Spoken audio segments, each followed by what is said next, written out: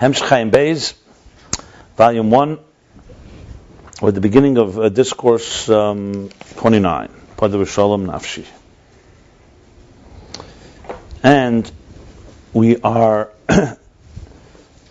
began the chapter, and I'll just sum it up and continue. Maybe I'll just read from the beginning of the chapter again. Chapter Kuf Yud Gimel, 113, page Reshut Ches, 218. So we're in the middle of discussion of the difference of Lavan and Yaakov and Lavan. That Yaakov, Hakomas Hamatzeva, basically. Vayoram Hamatzeva Yurima. That he lifted up the stone and made it into a pillar, monument. The significance of that act. As we said, Ma'asav is similar banim. I gave a long introduction about that and explained it.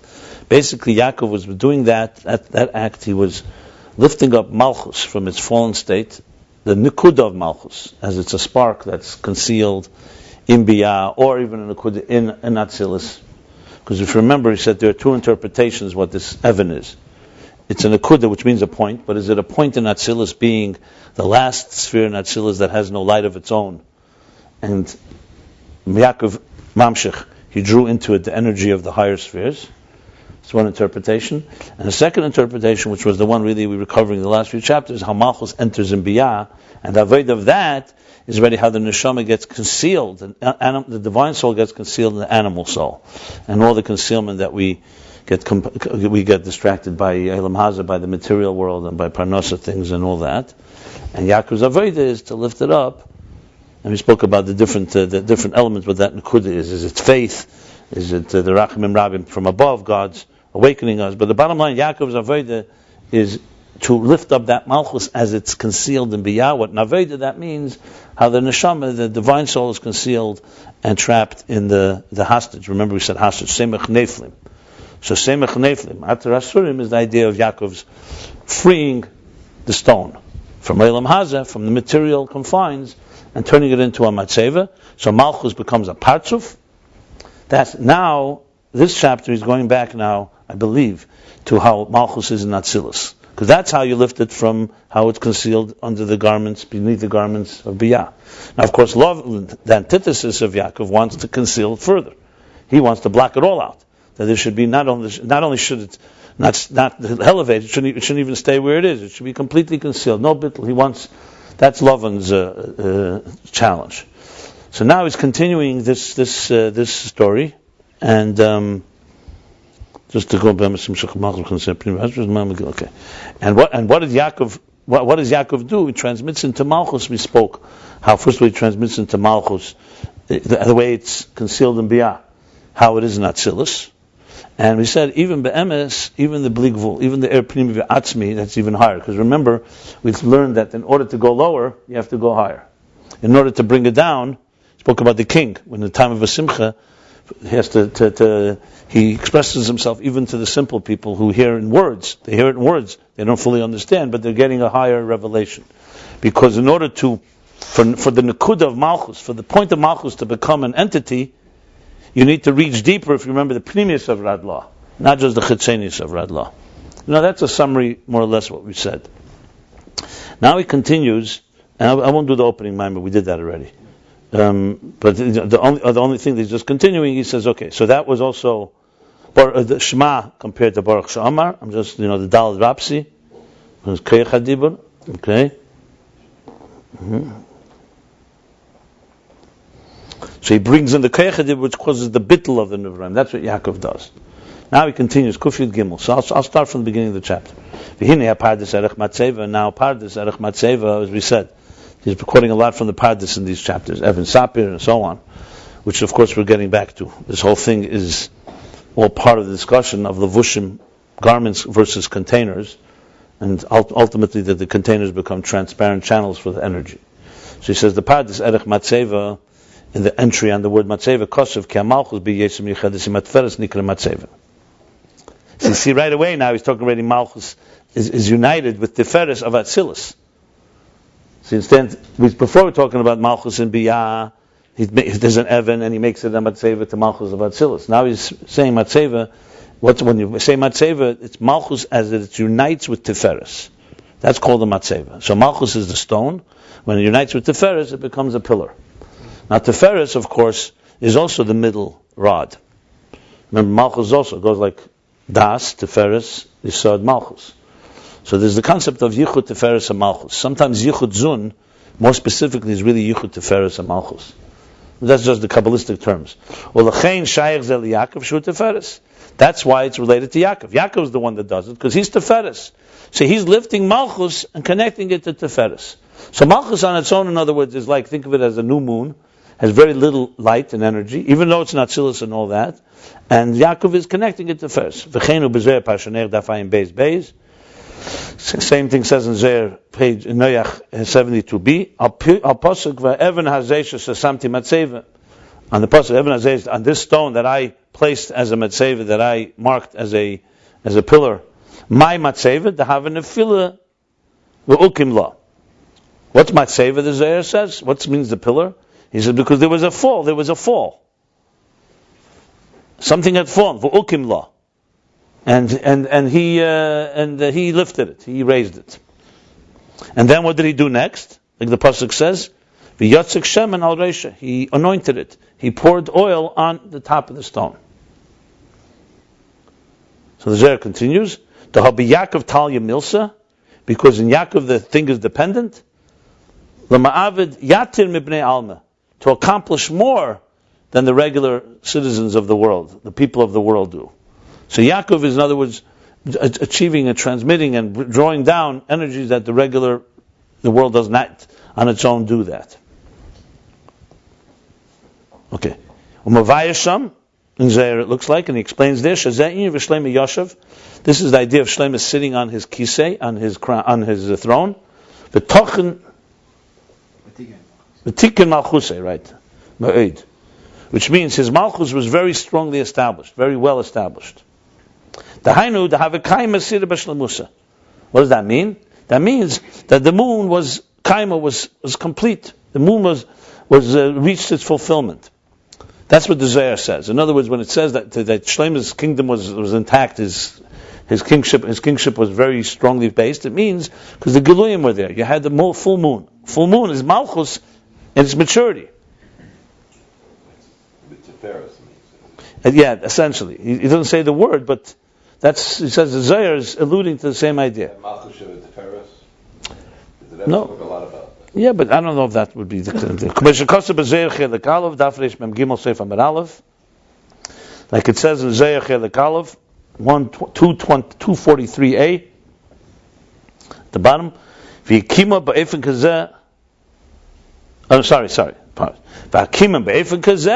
And the raising of this stone in this manner, Zal de Yaakov Dafka. This is specifically through Yaakov, as we shall explain.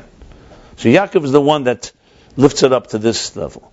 Now, interestingly, here you see he's going back to the pasuk of the beginning of Vayetze, the first time he lifts the stone, because the Vayotzik Shemen didn't happen later when they made the boundary between Lavan and Yaakov. This is back to Evan Hazes. Yeah. This is talking about the Vayisha. What are you talking about? Vayotzik Shemen is Vayishlach. Al Reisha is right after Evan Hazes. It's in the beginning of Parsha Vayetze. Another Matzeva. Another Matzeva. The third Matzeva. Yeah, Vayetzik Shemen. But this is the beginning of Parsha Vayetze. No. That one is not Vayetzik Shemen. Yes, it is. Look, I looked. He left that Matzeva there and he made another Matzeva, or do you carry it with him?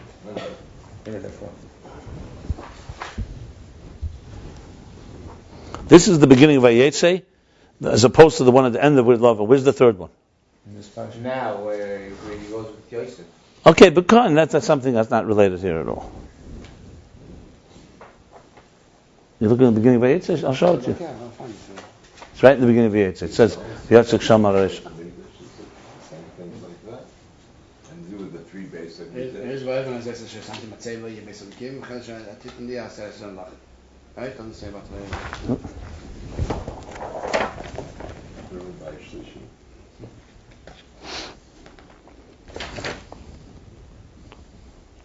Where are we here?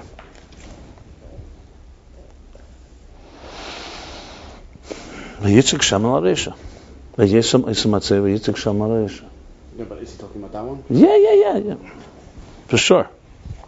Because it's connected to the whole. He says, sure. It's a follow-up from there. Yeah. Is it right here, this one? Yeah, I know. Two or three? Or two? The third is you saying in Parsha Vayeshev. Let me see the third one. Further. Then maybe Vayishlach at the end of Vayishlach. Okay. Yeah, So this is all but Paul and Yaakov. Let me see the third one if you don't mind. yeah. This is the one Vayitzik al-Hashem. This is not what he's talking about. Yudalet. This is not what he's talking about. No. Pasuk Yudalet. No. No. But it says also the same words, Vayitzik Shem al-Resha. First of all, it says Vayitzik Aleh Shemen. Vayitzik Shemen al-Resha is only in Vayetze. But this is also about after the... I'm saying the Lashon here, to suddenly stuck in Vayishlach, he's talking the... spoke about Esav and Yeah, but he's not. But he's going back to Evan Hazez. He's speaking Evan Hazez from Vayetze. He didn't speak. He's not talking about Esav anymore now. He's talking here for sure the Matzeva of Vayetze. Look, Vayitzik Shemal Al Reisha. That only says in Vayetze. To whom is he? Why did he do it here?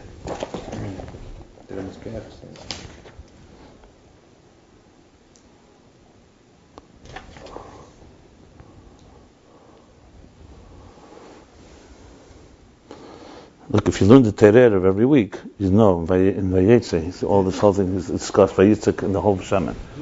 Yeah. Okay. So even if actually last night. good. Anyway, he's going back. This is whole discussion. This is all still Parsha Vayetze. It's Lavan and Yaakov. That's the key thing here. So now he continues. So he just established Matzeva means connected to the Malchus to Teferes, and he brought the Zohar. That this is what Yaakov accomplishes, and similar to the full moon, the idea of the full moon that was in the time of Shlomo Melech. So now he explains what does the full moon mean. This Inyan of Kaimis Mishnah, what this says in Zohar, that the moon is full. What is this? Hu shameir ha'er b'chol ha'malchus. Okay, so just physically, a new moon. You don't see any light because it's not reflecting the light of the sun, because the angle where we see the moon, we see nothing. When the moon is born, it begins the cycle. When it reaches a full moon, it's the opposite. The full moon is the full reflection. So the whole moon is shining to us. And we see a full moon. So he says what that is in Ruchnius, that the Me'er b'chol ha'malchus, entire malchus is radiating with air. And the moon represents Malchus. Yeah. Gam behei spheres ha'achrenis. Also in the lower 5 spheres. So in other words, there's 10 spheres in every level. There's 10 spheres in Malchus as well. Means that the moon is also shining. The lower 5 spheres is also filled with light. Whereas when there's no light of the moon coming to Earth, those 5 spheres are darkened. They're there, but they're dark. Okay, so think of it like this. When the moon has that light, the 5 lower spheres then also radiates to us that light. So think of the moon as the recipient of the sun. And we're the recipients of the moon. So the moon is receiving in a revealed way in its 5 lower spheres. Then, of course, the next level also receives it. So it radiates also in Biyah. Which is what we're talking about Malchus, how it's not Atzilus. If in Atzilus it's receiving what it needs to receive, it will receive what it will be giving to Biyah, what it needs to be given. If in Atzilus it's concealed, it's definitely going to be concealed in lower levels. Clear? Okay. Tihina asks spheres nechlakim the Beis Madregas Klalis. Because now the 10 spheres divide in general to 2 general levels. Vehein, what are they? Hei spheres Salyenus. The 5 higher spheres, meaning that he's going to say, spheres tachtenis, and the 5 lower spheres. V'hainu, what are these 5 and 5? Kachab, kesach chachma bina v'das, akel primis chesed u'gvura. So the 5 higher is kesach chachma bina, das, and das breaks into 2, chesed and gvura. So you have 5, kesach chachma bina, and Das has the chesed of Das and the gvura of Das. So you have the 5 higher ones. What's the 5 lower ones? Primis chesed. And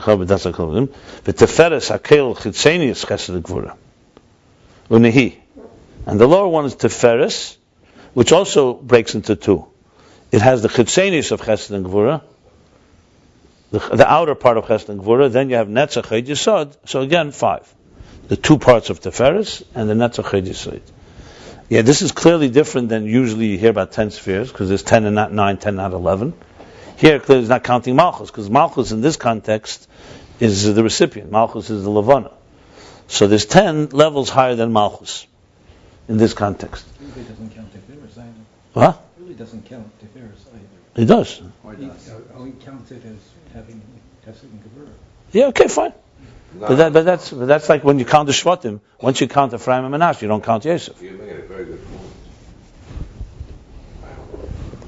Yeah, no, I wouldn't say this is another order of 10 spheres, because at the end of the day it'll become 11, which cannot be. He's talking about the 10, basically, talking about these spheres in general break into two categories, because this is relevant to the moon and so on. So let's see what he says. So now we got to go understand what this means. Let's just technically dissect this. It means like this. Like sometimes you hear about the Daled Batim of Tefillin, the Daled about Tefillin Sharosh. Because Das, so it's usually Gimel Meichen. So how's that Daled Meichen? You've heard of the idea of the shin that has 3 heads, and there's the shin with 4 tops. So that's like with Tefillin, you have the Tefillin that breaks the Gimel Meichen, can break the Chacham Bina Das, but sometimes it breaks the Das, breaks into 2, because Das gives birth to Chesed and Gvura. So there's, so to speak, Das has an element of, but the premise of Chesed and Gvura, because it's not emotions yet, it's intellect. So the premise of Chesed and premise of Gvura. And Das loses its identity, right? Oh, it's not necessarily. It's Das has these 2 things. Yeah, I mean to say you don't count Das and Das. Das has like Chesed within Das and Gvura within Das, like that type of thing. It says Das breaks into 2, basically. Like I said, like Yosef. Remember, the spheres are not physical entities; they're spiritual entities, and they have many dimensions to them. Even in Das itself, you have 3-4 things in Das at work. Chachma have many things at work. Same thing with Chesed and Gvura. There's no such thing as just with one thing. A sphere is a very complex entity within itself. And besides the fact, you could say, what do you mean Das has Chesed and Gvura? Everything has Chesed and Gvura. So there's also Chesed Sheba Chachma. There's Gvura Sheba Chachma.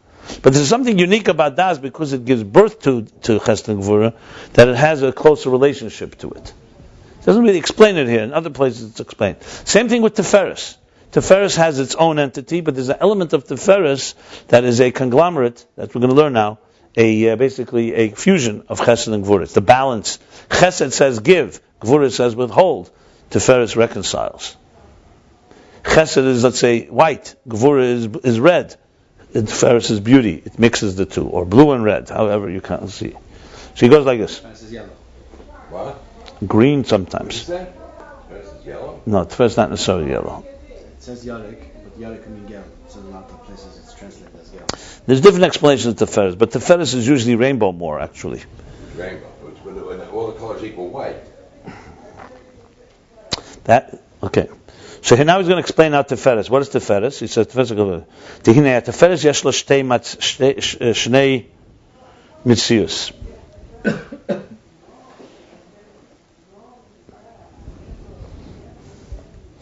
Now Tiferes has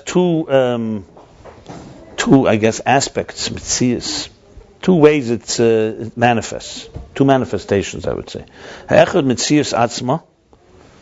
How it is on its own, Tiferes was as a sphere of its own. That's beyond, higher than the interconnection of Chesed and Gvura. Rabbi Masha Kalelas Chesed and Gvura. And the second thing Tiferes has, that it connects them. Kalelas is like encompasses it. Yeah, it curls them both.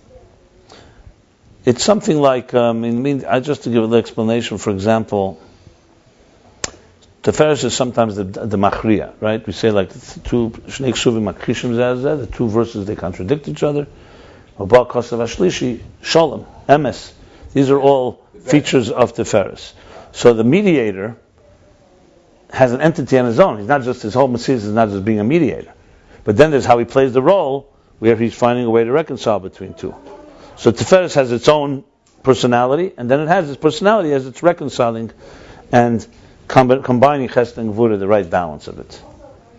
It'd be like Shammai's Gvura coming to you, and Hillel coming to you, and Tiferes coming to a type of combination. Like it says in Pardes, Gate 1, Chapter 2, that there's these two things in Tiferes. It's all relevant because he's saying that the lower 5 spheres is Tiferes as includes Chesed and Gvura. So he's saying this is not Tiferes itself, it's Tiferes as is encompassing the two. And this is the inyan of Moshe within and Yaakov without.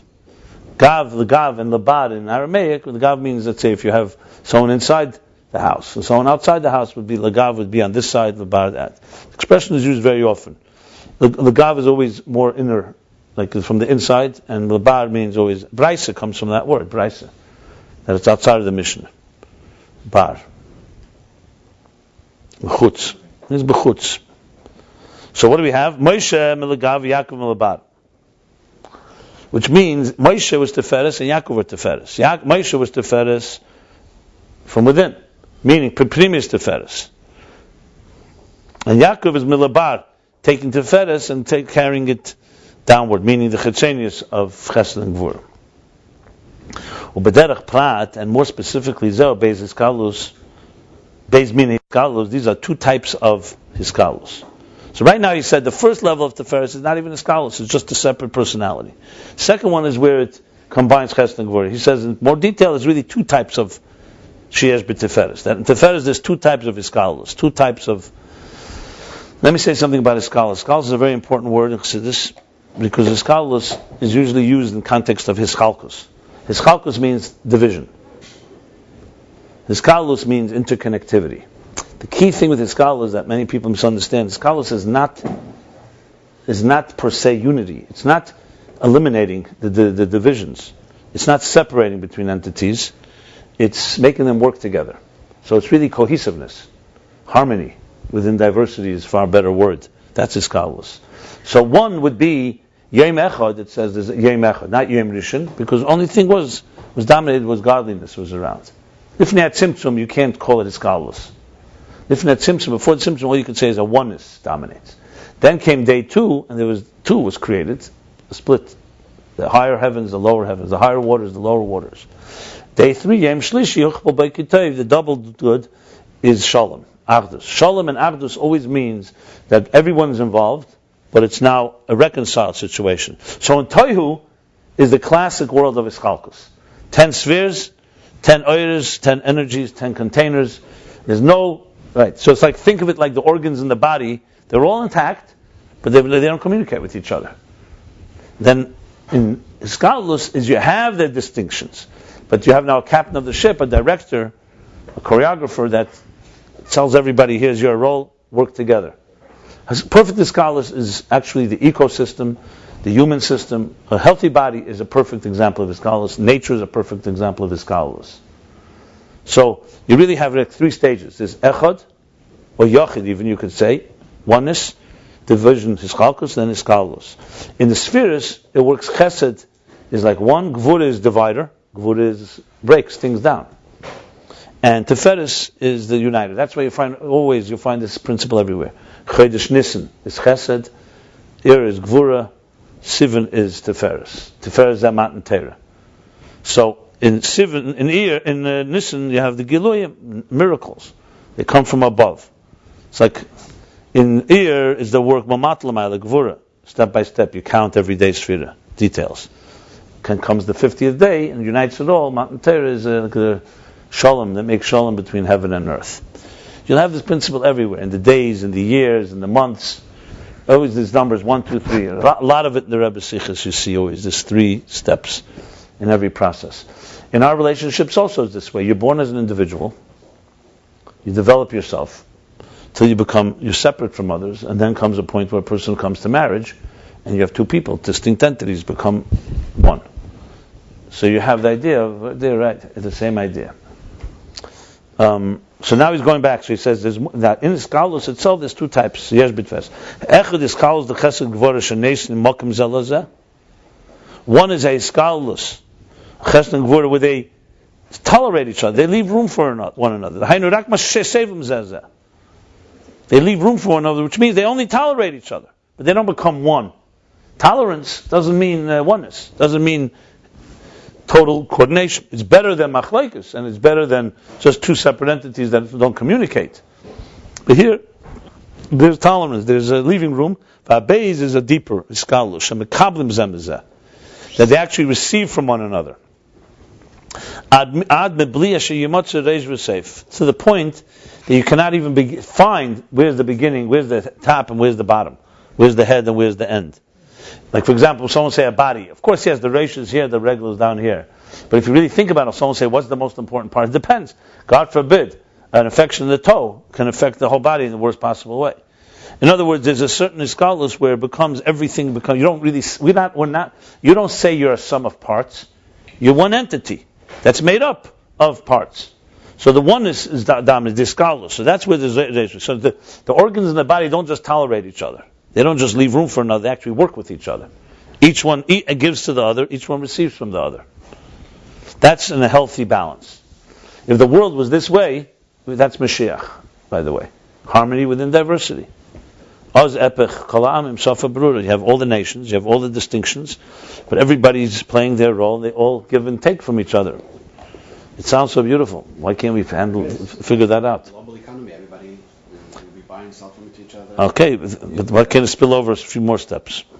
You have any reason for this? Most of the world agrees. Doesn't make any sense. Most of the world agrees. They all hate Jews. Except one. You only give me one thing to come down with it. Blut wird zergissen, aber Shalom wird sein.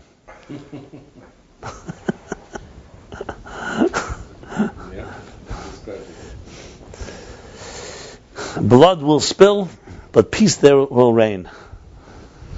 There's no problem. People tell me whenever I ask them this question, they say, I have no problem. If people just realize that I was right, they'd have Mashiach. That's it. So everybody thinks they're right. That's the one little problem. Why can't the other side see that? Alle General. Too many generals.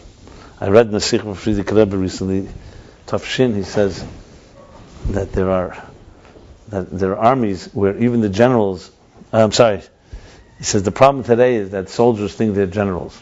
He says we need an army where the generals know that they're soldiers. Even the generals know that they're soldiers. Right. He says, da mensen de soldaten meinen als een generaal, mir darf een armee wo de generaal wezen als zo'n soldaat. Okay. Who's in charge? God. Never trust man. In God we trust. Okay, so there's two levels of Iskalos and Teferes. By the way, it just reminded me, a few pages ago, so for example, the world of Akudim is the oneness. There's 10 spheres in one keli, 10 energies in one keli. So that's like, that oneness dominates there. In Schalkus happens in Tayu, 10 spheres, 10 energies in 10 containers. And then Iskalos comes in Atzilus, in Brudim. So Akudim and Brudim could also be seen as these things. But you can also look at Akudim because it has 10 spheres. It's 10 energies, but it's one container, so really it's one personality, really. It's one personality that dominates. Yes, of course it's not completely, obviously higher than Atzilus, than Akudim. But relative to Brudim, it would be like a state. Akudim is like where the faculties are still in the Etzem HaNefesh. Nukudim is where they become distinct, and Vrudim is where they work together. Later he talks about this at length in Ayin Beis. Okay. Like it's known and explained elsewhere. So bottom line, what did he say here? He's saying that Teferes has two sides to it. One that includes Chechenis, Chesed, and Gvura, and one that it's on its own. But he said now really more specifically, one where Chesed and Gvura are there, they tolerate each other, another where they become one. So I'm not really sure which is which. Because this appears that Teferes has Chesed and Gvura either way. The question is whether Chesed and Gvura are distinct entities that just leave room for one another, or they become like a complete symbiotic thing. Not sure. Maybe it's a third level. And in this higher level, Teferes, as it where you can't even distinguish between higher and lower, it's like das. Which means it's not the way we spoke. See, we talk about the 5 higher spheres, the 5 lower spheres. We're talking about Tiferes as it affects Chetzenius Chesed Gvura. This, when Tiferes is on its higher level, the way it's on its own, or the way it encompasses them, that everything becomes one, then it's like das. Veskalos ha'alef hanal zeh b'chinas Chetzenius at-Tiferes. And the first type of Veskalos, where Chesed and Gvura are there, and they tolerate each other, they leave room for another, that's the Chetzenius of Tiferes. So that's how Tiferes. So in other words, Tiferes itself can sometimes fit into the 5 higher spheres, or it can fit in the lower spheres. Here, in this structure, we're talking about Tiferes as it fits in the lower ones, because it's talking about the lower dimension of Tiferes. Where Chesed and Gvura just are there, but they don't become like one. But where Tiferes is more like Das, that's the 5 higher spheres, that's where Das dominates. And Das has Chesed and Gvura completely united. So that's the 5 higher spheres. What's the problem with that? The problem is I'm trying to relate it to in the Keli we learned it. I don't even remember where. You're trying to fit this to something else you learned? From this Keli, we learned that the pneumis of the Keli is what it's receiving the wine, and it's pouring to the next is Chetzonius. It seems like it's flipped on this case. I'm not sure what you mean. What do you mean? We learned that Chetzonius, I learned it from you, from the Ayin Beis, the Chetzonius. The pneumis of a keli is when it receives stuff from above, it receives the wine, let's say, and when it pours out to somebody else, that's a chetzonius of a keli. In this case, when we're talking about Tiferes, we're talking chetzonius is when it's relating up, and no. Where'd you get that chetzonius is relating? Chetzonius is relating down. The 5 lower spheres, yeah. Tiferes has, think of it like, first of all, everything has a pneumis and chetzonius. So Tiferes is a sphere that comes after Chesed and Gvura. So the pneumis of Tiferes relates up, it's like Das. The Chetzenius of Tiferes relates down to, it's basically the Chetzenius of Chesed and Gvura. How many phones does this guy have? Mysterious. So that was just recording. This is as a recorder.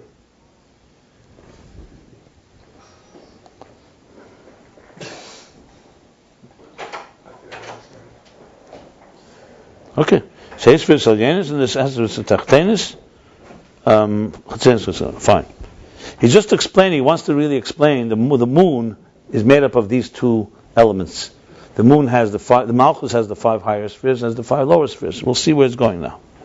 But Nimtza, the Heis for Salyanis. So this was just somewhat of an explanation in understanding the 5 lower spheres.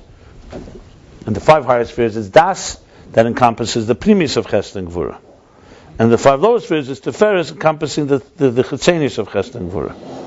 Just to make sure I'm right about that. But that Yeah, very good. Including the Iker of both sides. Though you're talking about Tiferes. No, I don't know where, that doesn't say such a thing. I think we're kind of hinting at that when we said that. Why? It's 2, there's 5 higher spheres, there's 5 lower spheres. They both have Tiferes. No, the higher one is Das. Doesn't have Tiferes. He says the premise of Tiferes is like Das, but the 5 higher spheres is Chachma, Keser, Chachma, Bina, Das, which breaks into Chesed and Gvura. That's the 5 higher. The 5 lower is Tiferes, Netzach, Hoid, Yesod. To explain what that means, we went off somewhat, a little detail. He's going now back to the topic of the 5 and the 5. He wanted to explain how this Tiferes works, how this Chesed and Gvura works, how Tiferes has both sides really. So, but we talk now, but yeah. So Moshe is not really discussed here. Here really, we're really talking about Yaakov. Yaakov is the discussion here. Moshe is Das, actually. He's the upper half. He's like the upper half of Tiferes. But as far as our discussion here, the 5 lower spheres starts with Tiferes, the 5 higher spheres end with Das. Okay, that's basically. Yeah. So he's the Chetzonius because he had to rebuild everything in Malchus. Probably. Let's see here. V'nimtzu the heisfiris al yenu zeh b'derech klal primis asfiris. There we go. So from this we know, now we understand a new thing. Not just that there's higher and lower, that the 5 higher spheres are in general primis asfiris. They're more an inner dimension of the spheres. The heisfiris atachtenis, and the lower spheres are more the chetzenius. That's why Tiferes and the lower is dealing more with an external expression. He's not really explaining what means Pnimis and Chitzenis. Usually Chabad Chassidus, you don't just say words. We're just reading now, we're just technical. So you have to understand really what does Pnimis Hasfiris mean, Chitzenis Hasfiris. So just briefly to say something so it should be a little more palatable, logical. It's similar to what you mentioned, Pnimis HaKel, Chitzenis HaKel. Pnimis HaKel generally means that every entity has its outer expression and it has a so-called its inner soul. So Pnimis Chitzenis could even be a general expression between Eir and Keli. In a way, he's not saying it, but the Spheres Salyanis, you could say, is really more the Eiris of the Spheres, and the lower 5 spheres is more the Kalim of the spheres. But we did say something similar earlier. Remember, in Mispar, he said there's Kalim in the whole 10 spheres, but Malchus is where it dominates. Because as the energy gets weaker, the Kalim dominate more. So generally, Eir and Keli is also a Pnimis and Chitzenis. But not really, because Eir is always, personality is Eir, and Keli is always personality, identity. But if you break it into general terms, you could say that the ideas on this page is the Pnimis of this page, and the words on the page is the Chitzenis of the page. Or, for example, you could say when you see a tear come out of someone's eye, you could say that's the Chitzenis of an emotional feeling. The Pnimis is the feeling. The tear is just an expression of it. So the spheres also work this way. So bottom line is Malchus has in it, like everything has this, so there's the 5 higher, we'd call the 5 inner, and basically in the 5 outer, if you want to put it that way. I mean, that's not usually how we talked about it, but we talk Eiris and Kalim and so on, but that's always explaining now these two sets of spheres. The 5 inner or higher are inner, 5 outer more. Which is also, by the way, another thing a lot of people have asked me, what exactly is Natzach Chayid Yisod in Midas? I did a book in the Omer book, but sometimes it says Natzach Chayid Yisod is just Chesed Gvur Teferes on more action level. The Chesed Gvur Teferes is more the Pnimius of the Midah. So love is Chesed, the feeling of love. Netzach would be more how love manifests itself in it's a more action-oriented, more actionable love, essentially. And Hoyd is actionable Gvura, and Yisod is actionable Teferes. That's one way it's explained. Now they also, Netzach and Yisod have their own unique thing. Netzach means ambition, or drive, or endurance, or power, or victory. Hoyd is humility, and Yisod is foundation and connection. But there's that element as well, that Netzach and Yisod sometimes is like the outer Chesed Gvura Teferes, with Chesed would be more the inner. But even when it comes to the Chachma Bina Das, you have Chitzenis Chachma, you have Pnimius Chachma. We've learned this. Chitzenis Bina, Pnimius Bina.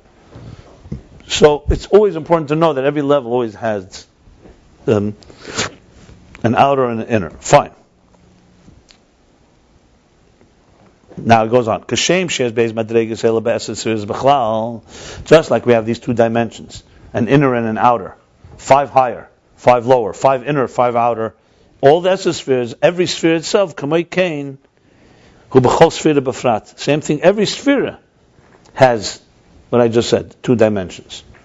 The Hay sphere Salyanis, the 5 spheres, the higher 5 spheres in the sphere, let's say in Chesed, or Chachma for that matter, Hena Pnimius Shaba. That's the inner dimension of it. The Hay sphere Satachtenis Hena Chetzenis Shaba. And the 5 outer spheres is the 5 lower spheres is the Chetzenis of that particular sphere. So you see spheres themselves, when you start dissecting them like atoms, have subatomic particles. Every sphere has subatomic spheres, so to speak, sub-spheres. So Chesed is not just Chesed. For Chesed to be complete, it needs to have Chesed and Gvura and Teferes and Netzach. So what would be Chachma Bina? So Keser, Chachma Bina, and Das. In Chesed would be the inner, so-called soul of Chesed, of love.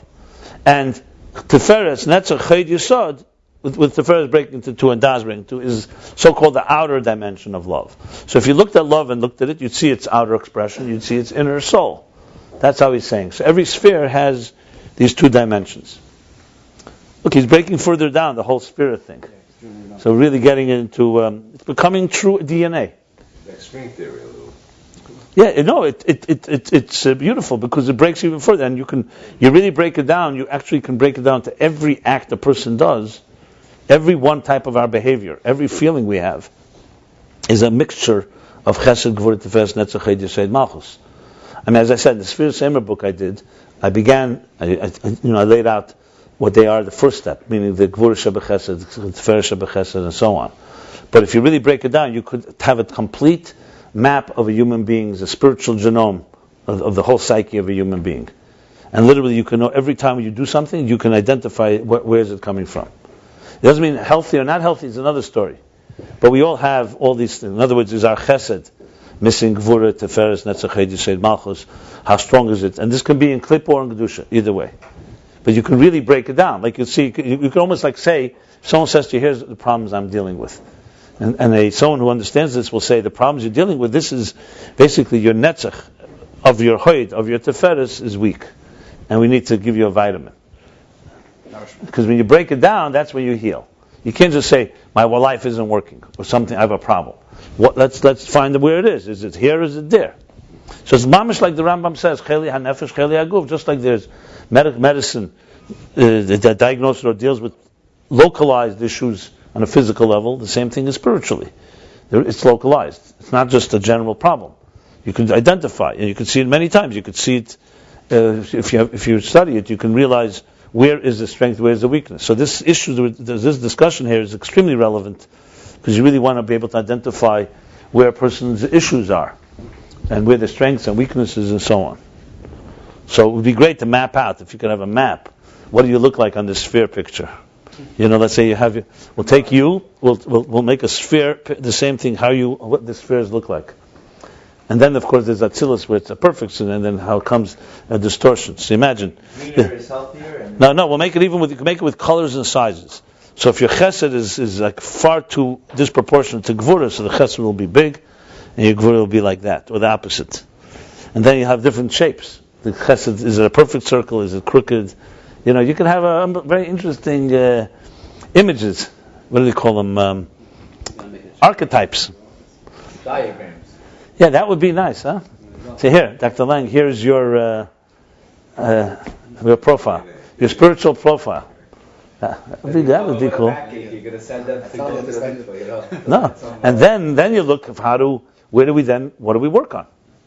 Okay, Missing link. I mean, one of the most basic examples is love and discipline is an easy one to understand. The other ones are more complicated a bit. You see, people, we all have the perfect balance of how much to give and how much to withhold. It's very difficult to determine. As a parent, for example, when do you give in to your child? When do you not give in? Most children are spoiled to some extent. Not so terrible. Some people have just too much gvura, and there's almost no chesed or very limited flow. So it's all about when do you say yes? When do you say no? When do you use the gas? When the brakes? And you'll see many, many problems. The same, not just with parents and children. It could be with spouses. It can be with friends and so on. And you could end up seeing that a lot of people have a lot of chesed coming from very good intentions, end up getting abused, and because they didn't have enough gvura. And then there are people who go the other way around, too much gvura and less chesed. So you can literally identify right there in a relationship. Some people love very, very well, but they just don't know when to stop, or they don't know how to measure the containers of the person who's receiving the love. You can then flood them and overwhelm them, like we learned. Or a teacher could be a brilliant teacher, but just doesn't know when to stop, on and on and on. And then there's those that don't know when to start, and they barely hear anything from them. So obviously the proper balance is the key. I mean, it can be used in everything, in communication, megala tefach, mechased fachayim, you reveal a little, you conceal double. It's all about it's a process of how you transmit in appropriate fashion. Okay.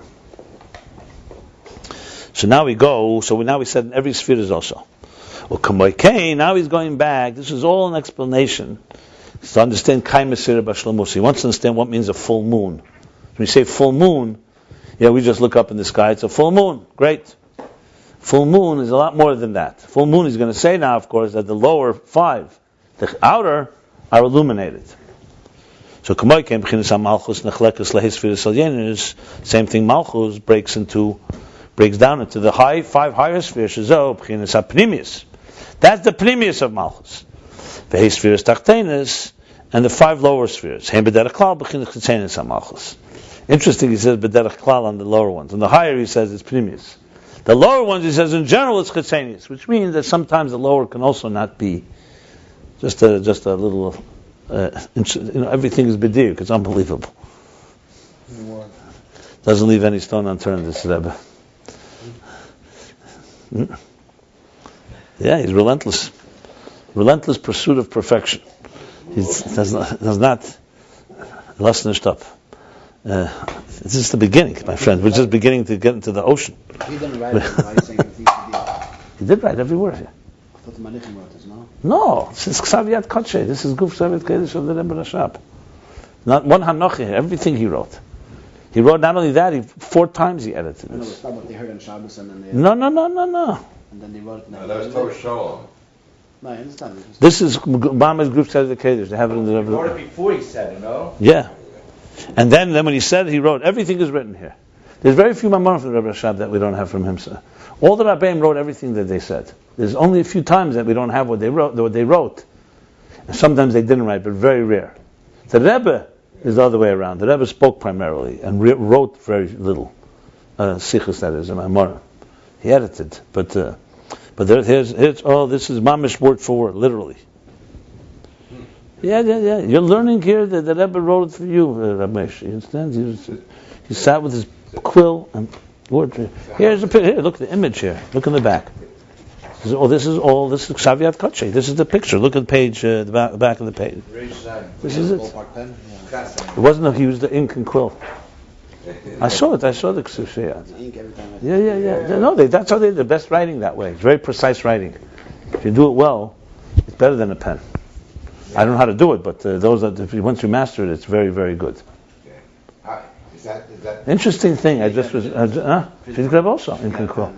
He also had the Rebbe Rashab also had. Sometimes they wrote with a pencil because you can't always travel with it. But generally speaking, most of Friedrich Rebbe also did. he wasn't so settled if he could have It's beautiful when you see ink and quill. You see that Tzemach Tzedek's handwriting is gorgeous. You can never get that with a pen. It's art. Even the best pen. Even the best pens, yeah. A pen is efficient, Mont Blanc. but no, it doesn't come close. Ink and quill is like nothing comes close to People it. still use it today? Artists, an artist. I have. To keep the room, just to make the room of all the pages. No, this was the Hanocha. Afterwards, someone rewrote what he said, and then the Rebbe Rashab adds. What you're looking is his additions. The middle is not him. Maitik im Hagos of the Rebbe. My tikkun one, afterwards he would give it to a maitik. Meaning he would give it to people who would copy it over. There were no copying They machines. had a beautiful handwriting. Yeah, the Rebbe Rashab is also quite beautiful. The Tzemach Tzedek is probably the most of all the Rebbeim. Very, very beautiful handwriting. The one that wrote this Very, was very clear. No, the Rebbe's, but the Rebbe wrote, when he wrote slower, it's quite nice also. You see the things they wrote, very, very unique. You see a lot in the writings. You see, the Alter Rebbe's was not as nice It was already like almost... because he wrote fast. He wrote very fast. That's why. I worked with it every day, so it was fast. When the Rebbe wrote them slow, when he wanted to write, it's always about, sometimes he wrote in the car even. So it was like hard to read. didn't waste a minute. No, but those I could read the Rebbe's handwriting. I'm very I'm very proficient. It's not effort at all. And generally, I worked with Kisvei Yad. Reb Shmuel Sefer was the main writer. You see, Teres Chaim, the Reb Marash's Mamorim, the first editions, is a handwriting. It's in handwritten. Right. That's beautiful handwriting. The Rashabs first came out in this, no? No. The Ranat didn't first come out? Yeah, but that was not the Rebbe Rashab's handwriting. It was a Maitik. Yeah. I'm saying that was They were Maitikim. I have a graphic artist that works for us. She does everything with a paintbrush. She doesn't do it with a quill, but with brush. When she designs something, she first does it with a brush and ink before she does it on paper or anything. She's Russian, actually. All good artists use that because it's much more precise. You're never going to find an artist that found the perfect pen to make something. They could do it; they're good, but they're always going to use because the new. Sometimes a sketch not, but the best art you have is never done with just a pen or a pencil. Well, it's a painting. Why? Because why can't they do it with a bunch of pens, right, or color, or crayons? Of course. Because it's precision. A brush and like a quill is very, very precise. You get like a dot. You can't make with a pen. You can't make a dot. There are pens today. They copy it. That they. I tried it. I saw. You have to master it. But when you see the interesting thing I just read. This is fascinating. That if human beings weren't preserving anything, our books, our digital equipment, all information we have within 50 years would disappear. Because it's all made on, even digital, is ultimately on a hard drive somewhere. It's not in outer space. The only things that are preserved are things made thousands of years ago, that they etched in stone on the walls and caves. And that cool. they in other words, what they made thousands of years ago is forever. And what we're making today is not. Like a photograph. Leave it to the elements without protection, heat and humidity. It has even with protection, has a life of only 20, 30 years, 40 years. Wow. It's interesting. So they knew, they knew, The photographs that you find from the 1900s, they're like nice paper. That's why they're paper. They're better. Yeah, but also because photographs is made of chemicals, it has to at some point be subject to this. You could preserve, but photographs today, that's why they digitalize. Look at what they're doing with the Rebbe stuff. The films are not lasting. They're starting to fade. Digital could last. Much more. But digital also needs, digital can last much more, obviously. But remember, the image itself is a superficial one. When you engrave in stone, you make an engraving in stone. That's it. It's there. Nothing is like engraving in stone. I don't think they'll ever find something that is as permanent. We think digital is very secure, but what's digital at the end of the day? What's digital? It's being stored somewhere. There's a fire in that place, and there's no copy. It's over with also. It's just not. It's not subject to the elements. It's true. Like weather alone is not going to just destroy like a photograph. But yeah, but for example, if a server, a Google service, suddenly there's a deep freeze. Actually, that's why they have so many backups. Yeah. But it's not. It doesn't have the permanence of etched in stone. And he makes 1 or 2 copies. That's Electricity goes out. Sure. What do you think? It's Okay. No, that's why you have all the backups. Where is it? Where's cyberspace is in the drive. Somebody's drive. Cyberspace is right between Atzilus and Bria. No, for real. You could upload it to the internet. What is that? Where is that stored? Somebody's drive. It's electronic storage, so it doesn't subject. For example, to see a digital image in its pure form is basically zeros and ones, but it is stored somewhere. Understand? The reason a digital picture. You thought it was in space? No, I'm wondering. Answer the same question. Now you're Now you're beginning to realize, and Ruchnis is far higher than that. Let me ask you something. And where is when you see a television, right?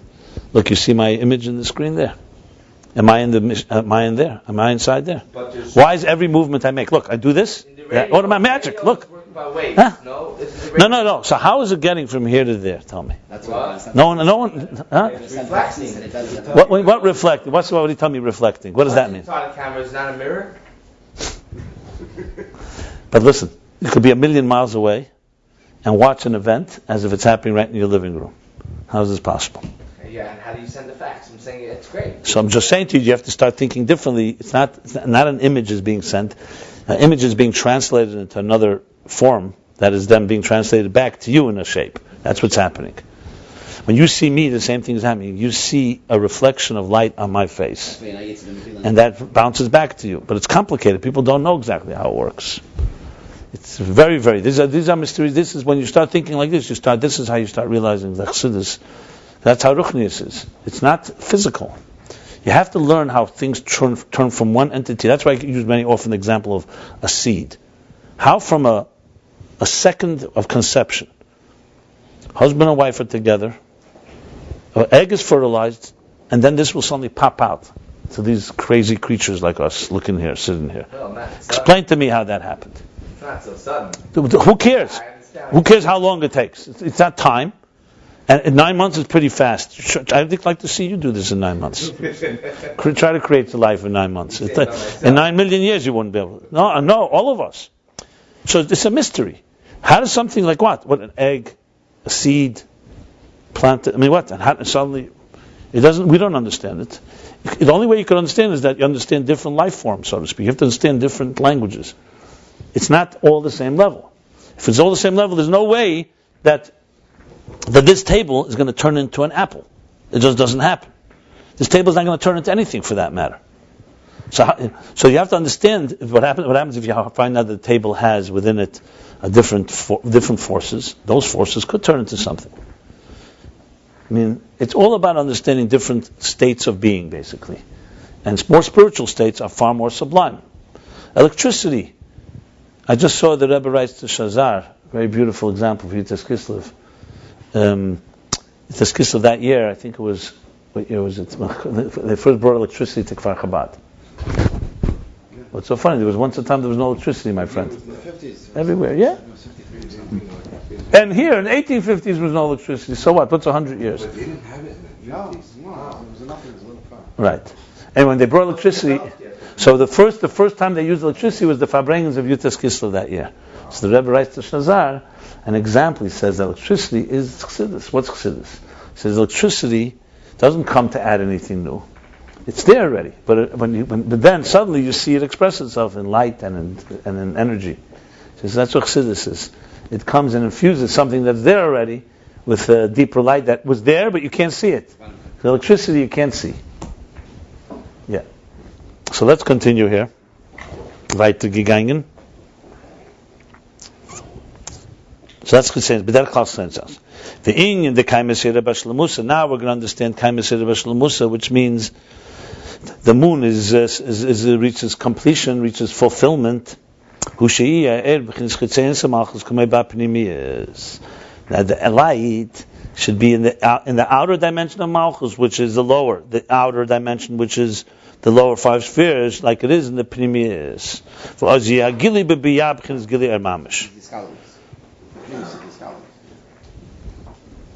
Well, I don't know, he doesn't say that exactly, but I know what you mean. You mean to say that K'mei Primis, he means the five higher spheres, what he technically means. He didn't say that. He said Teferis has an element of Iskalos in its higher state. He didn't say it on the five higher spheres. But in Teferis, read, he didn't say that on the five higher spheres. He said on Teferis, that Teferis has that side to it. Okay. So then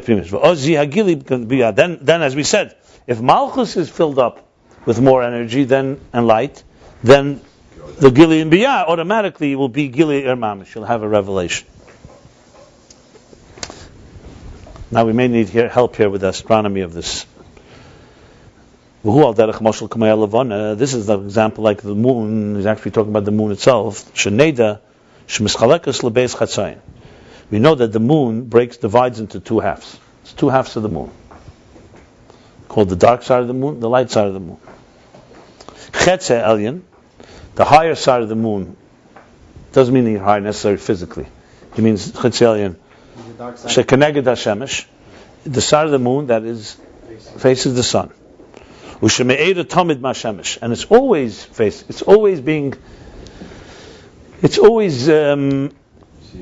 receiving, it's always radiating from the sun. And the second part of the moon, so if there's a part like that that's facing the sun, there's the part that's facing us. That's connected chol ha'elam, that's connected, that faces the chol ha'elam means actually the planet, the earth.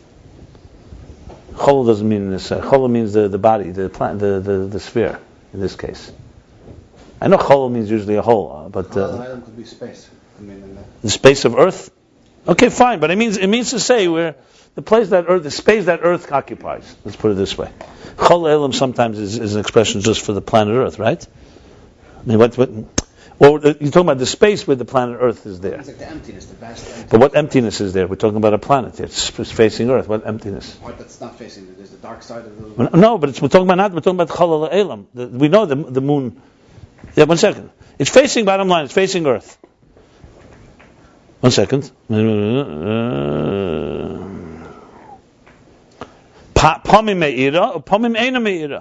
At times it shines and sometimes it doesn't shine. So in other words, this is where I had a little issue here because there's a dark side that there's never light. Well, it could be the Torah view on how the sun and moon work is different than science. When we're looking at a so-called half moon or a quarter moon, we're looking at a combination of the dark side and the small side. Correct. And the light side. Correct. In other words, if you go to outer space, you can always see a full moon if you're in the right place. The question is the angle. That's how we understand it. But that's full moon is the same side that we will always see. We don't see it. Correct. One side that we'll never see. Right. It's just turning. It turns, so we start seeing. Yeah. So think of it like this. Here's the moon. Here's the sun. They're always facing one another, this part. The other side of the moon is always dark. The earth is here. So, if the moon is facing like that, we only see the dark side of the moon. If the moon is facing completely with full, and if it's turning, you see. But the question is, how do you then explain what he's saying here? Here he's saying that one side of the moon is always bright. The other side is sometimes bright and sometimes not. So you can't say he means the moon itself. He means probably the angle to the earth of the moon. It doesn't necessarily mean physically. You understand what I'm asking here? You have to say he means the angle. Yeah. You see what I'm saying? Because he's saying, let's read it again. He says, Levana has two halves. One half that stands, that's across the sun, and always, it's always shining. But by Oz is always dark. No, then he continues. In the second half of the moon, that one that is facing earth, so this, if you read this literally, it sounds like one half is always bright. The other half is part, sometimes yes, sometimes not. For us, the other side is always dark. That's what we say, the dark side of the moon. Forget about what he says. I'm saying what he says here. What he said here literally is one half is always bright, another half of the moon is sometimes not and sometimes yes. I'm asking what that means. What does that mean? When you take into consideration the angle to Earth and island. So that's probably what he means. You understand what I'm saying? You can't say this means literally. Because what does that mean? In other words, if forget about knowing any science, let's talk pure what it says here. You could say it like this.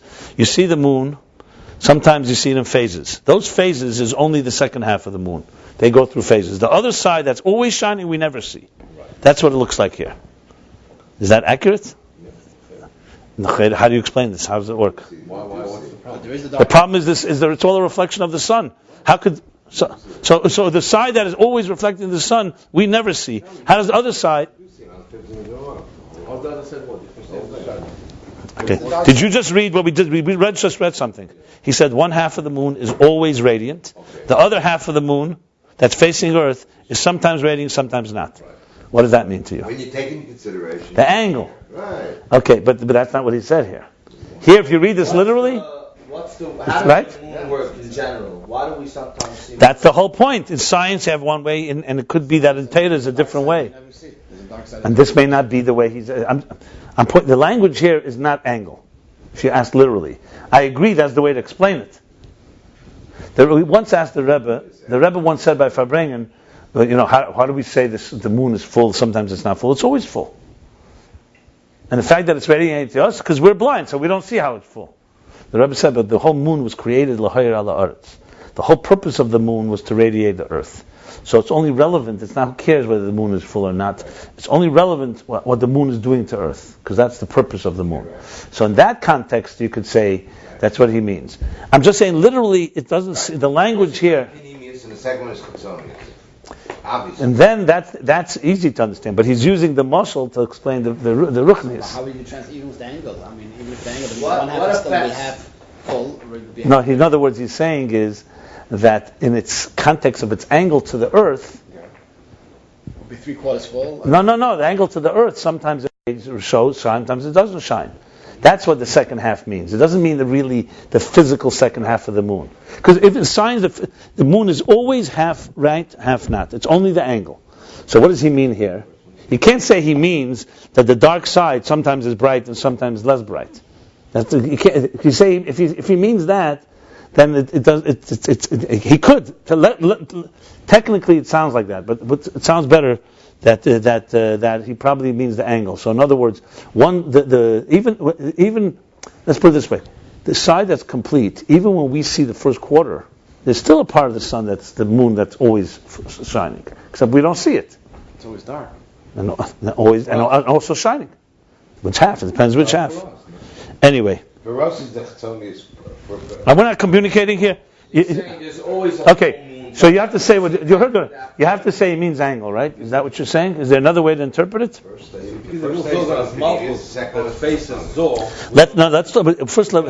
He's right now talking the mashal. Listen, the mashal in the example. He's not talking the nimshal. In the mashal, you have to say, I'm trying to explain a line here that you read it literally. It seems And I don't know if we understand. Literally, I don't know if the literal meaning is correct. I may be wrong. I'd like to hear maybe from some people who did little Kiddush HaChedesh research. Because what he says here is, again, I'll read it again. Al derech mashal kamei levana sheneda. Here's how we learn. You ask me how we learn? Here's how you learn. You read the letters pshat. You try to understand pshat and you try to understand. So he says, Neida, it's known that the moon divides into two halves. Chetze elyon shekeneged hashemesh, the higher part of the moon, physical moon now, that faces the sun, shemeira tamid mashemesh. It's always shining from the sun. That's clear. It's like a mirror. Here, moon, sun. Complete. Now there's another half. The moon is not a flat surface. The moon is a circle, is a sphere. Right? Since it's a sphere, there's another half. The other half of the circle, v'achetzi Beis, shekeneged cholol ha'elam, that is facing the earth. Pamim me'ira, sometimes shines, and pamim ein me'ira, sometimes doesn't shine. So if you read this literally, it sounds like that one half of the moon is always shining, and another half of the moon sometimes shines, sometimes doesn't shine. That's what it sounds like. But when he says facing the earth, there it means the angle, I guess. You understand? That was my problem. Can you say such a thing? It's an infinite amount of moons you can see. Now the one that's always bright is the one that's facing the showers. That's always bright. And the second part is in perspective to the half we see, because we always see a half is depends. Very good. We always see a half. The half that we always see is sometimes. So he's not talking about physically the moon itself is the second half sometimes shining. The moon itself is always, one half is always radiating, one half is always dark. But the face it shows to Earth is sometimes. That's all. I agree. When we see a moon, I just wanted to make sure that there's no other way to interpret it. That's all. That's why I'm being so precise. When we see a moon, when it's only half, right? So the other half that's there. What do you mean by half? What day in the month is it? It's Zion. So we see the first quarter. We see a first quarter. Yeah. So. The first quarter. Yeah, that's the first. It's not a half. Always the half. We always see one. What do you mean a half a moon? Okay, fine. Half of the round. Yeah, that's called the first quarter. Right, the first quarter, yeah. The next quarter will. The other half. There are 4 quarters. The second quarter is the full moon. I'm not talking about the full. I'm talking about a circle, right? When it's full, it's a circle, right? Right. So now when it's only a half a circle. Yeah. It's day 7. Fine. The other half that we don't see Yes. of that circle is what we're going to eventually see full. Yeah. So that It's like turning. It's turning. The same side of the moon. Yes. Are we not? It's just gonna. No, we're not. No. Brighter? No. See only the half. We always can see a complete moon if you see a moon. Sometimes it's not. What I'm asking is. No. I'm not talking about the light. There's a ball out there in the sky that is there. You'll only see the light of it. We'll see in phases. But what I'm asking is Because something is turning. Is the light moving onto the moon, so that's why we keep seeing more and more? No, the angle is now facing. It's like facing. Let's think of it like a mirror. If you're in the perfect position, you see the sun is here, the moon is here, the earth is here. That's a full moon. If that would be an example of a full moon. But if the moon, it's not always a triangle like that. right? It's either not a triangle or the moon itself spins. Oh, that's what I'm asking. So think of that. It's relevant. It depends how you really interpret it, but it doesn't matter. The earth could be spinning. Yeah. The bottom line is, as it spins, so what you're now seeing, the angle is missing. You don't have the full angle, so you don't see the full light. But the moon itself is always full for some angle. What does the word me'ira mean? That it shines to us, no?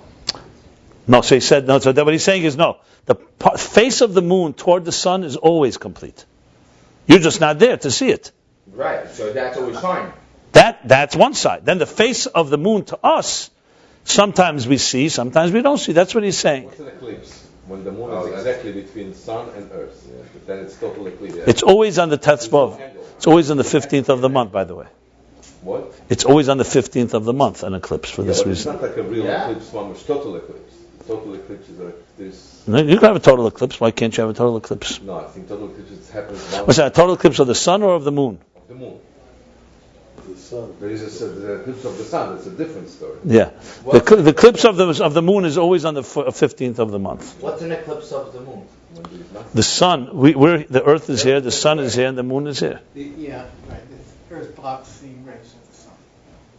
And that's supposed to be a So negative sometimes thing. it We could don't be like on that. the 15th of the month and you won't see any moon. For about an hour or 2 or 3. Yeah. Yeah, you'll see a little halo around it. Around the dark spot you'll see an outline. Depends, there's different stages. There's pictures of it. You could look what a lunar eclipse is. Anyway, let's continue here. We don't like these things. What about a solar eclipse? That was pretty I cool don't to know. see. Do we like solar eclipses? Yeah. But we don't like blue. Okay, I can understand. Because we're compared to the moon. That's right. This is a Gemara, it's not my guess. Okay. Here,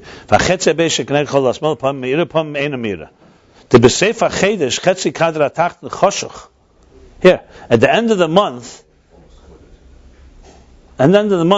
the lower half of the moon is dark because it's distance from the sun. Because of his distance from the sun, which means he means that his distance as far as the angle to Earth goes. So this. And the beginning of the month is the birth of the moon. It begins to radiate, illuminate. Begins to radiate also the lower part of the sphere. And it continues to grow as it radiates more and more.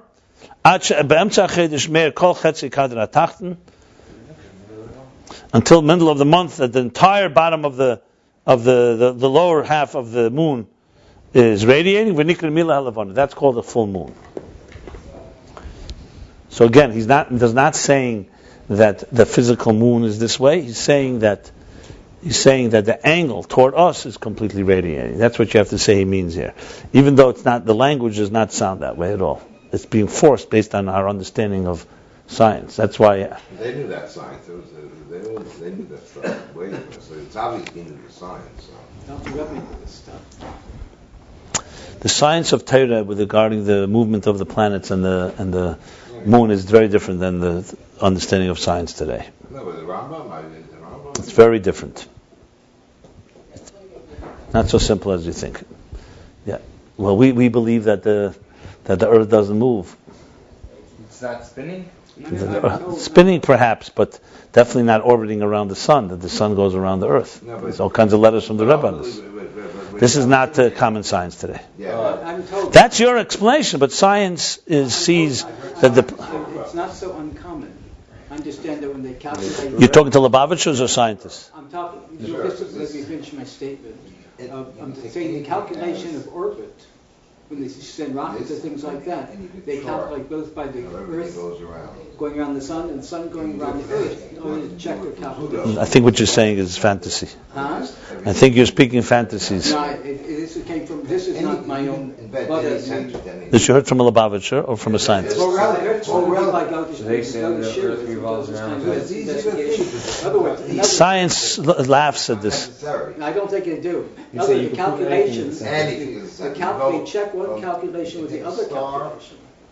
That's how they prove the calculation. I don't know what that means. Anything that shows the It's a common experience. just what orientation. I've talked to many scientists. They for them it's a joke. You're talking about Lubavitchers who want to believe that. Yeah. Again, That's the kind of calculation. scientists. I've talked to many. Science, you can take anything and declare You could disagree with. You can start with Pluto, and you can say that everything and try everything to move relative as Pluto being the stationary thing. Because everything else, because it's relative. It's all relative. What's Pluto's a planet? Well, whatever it's called, whatever it is, an asteroid, anything you want to take, and you can define that as. Well, bottom line, common scientific theory today is that it's called a concentric. It's all. The Earth is not the center of the universe. It just makes it easier. Even the sun is not the center. There's many solar systems. Basic scientific theory today, which goes against Torah approach, because there's a lot of letters that the Rebbe tries to explain it, and basically is that the Earth is the one that's orbiting around the sun, not the sun around the Earth. The Torah view on astronomical movements is very, very different than the scientific view. That's why I'm wondering whether what he's saying here is really different than maybe it's not correct the way we're trying to force it into the angles, because maybe he's saying a whole different shita. This is, I think, the shita, but I have to check exactly, because it's not just angles. He's talking here, he's saying clearly that the beginning of the month, the other side of the moon, which is this side of the moon, begins to radiate. It's not just a movement of the moon. That's what he's saying here. And it's further away. I'm telling you, this is different than, I think it's different. You could probably force it into this, but I don't think it is. The way he's interpreting it here is that, especially now that we just read, he said, that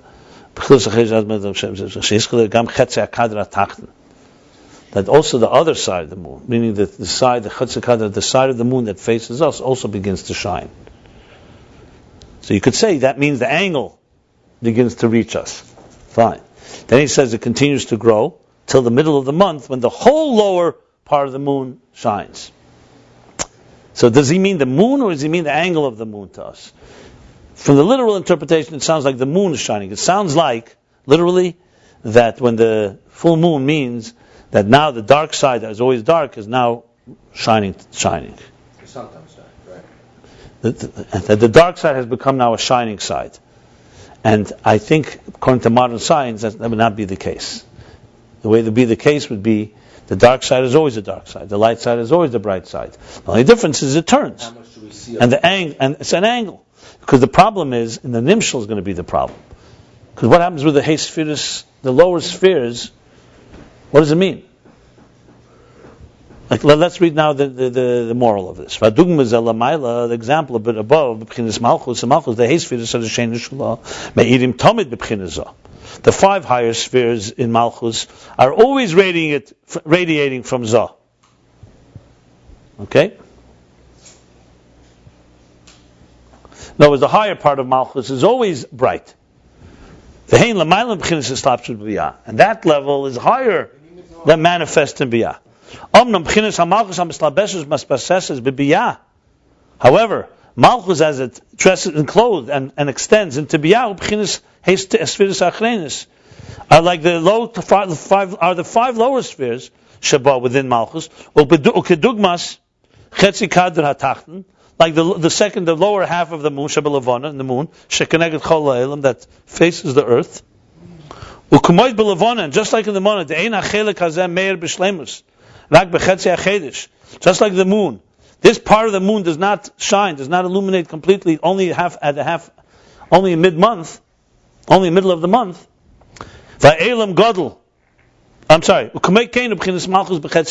same thing, Malchus, in its lower half, the 5 lower spheres, that go into Biyah.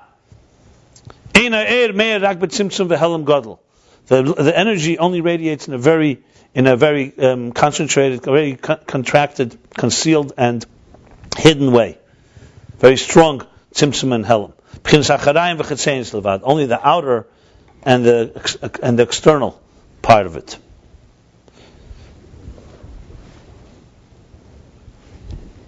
So the truth is, actually, when you think about it this way, it's saying it Biyah. How Malchus goes into Biyah, it's a very concealed thing. When it comes to full moon, it becomes revealed. So you could interpret actually in the moral that this is the angle. It's just the language is very much like almost as if the lower half of the moon is now becoming illuminated. But you have to say here the lower half of the moon means the lower half as it shines toward us. That's how I would have to say it is. So it means, in other words, that's all.